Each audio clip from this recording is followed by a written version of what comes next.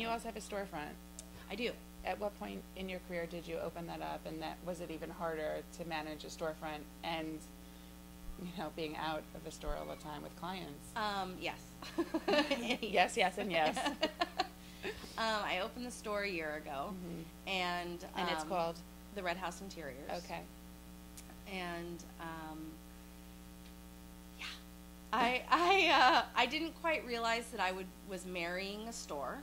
You know, I sort of had this vision of like, oh, I'll have the store, I'll have employees, I'll work out of the back, you know, it'll be fine, you know. So I gave up my office that had, you know, everything in it very easily accessible, and did the store and had moved into like a space this big, and it's been an interesting journey, definitely.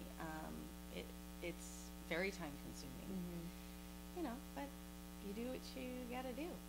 So what advice do you have for other women who perhaps, you know, work out of their home but do have that, I guess, wish or desire to create or own their own storefront? Would you say, you know, go in it with your eyes open?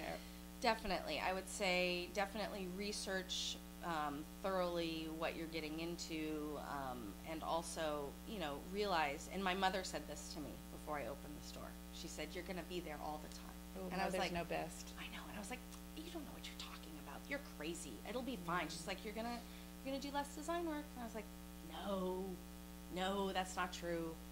And you know what? She was right. So I called her recently. I called her and I said, so my mom told me that I shouldn't open a store because I was going to not do as much design work. And well, she was right. I hate when that happens. I know. So, excuse me. Yeah, it's definitely something. Go in with your eyes open. Realize that you are investing a huge chunk of money just to stock the space, and also you have to realize that your time is there in the store. You have store hours. You have to be there in the store. And if you're not there in the store and you have an employee, they're going to be calling you constantly with questions, and you know, and if you're doing other things, that's a problem. If you're just doing a storefront, different situation. I would say go for it, you know, figure out what you love and surround yourself with it, and try and share that with the world. I think that's a really great thing. The store next to mine is a vintage jewelry store, and she opened right around the same time, and she loves vintage jewelry, and she's surrounded by it all day long, and she doesn't have to go out and do anything or be anywhere for her job. She's just there, you know.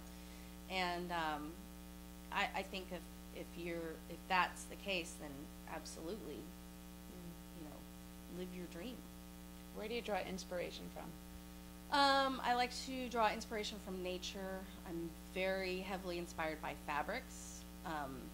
Sometimes I'll know that I want to do a house in certain colors, and then I'll go to the design center and I'll look at every fabric I can find in that color, and then those fabrics then inspire maybe, oh, we'll do a leafy thing over here, and then we'll repeat that over there, and so it's sort of like I get an initial idea, and then the fabric sort of pushes things further, and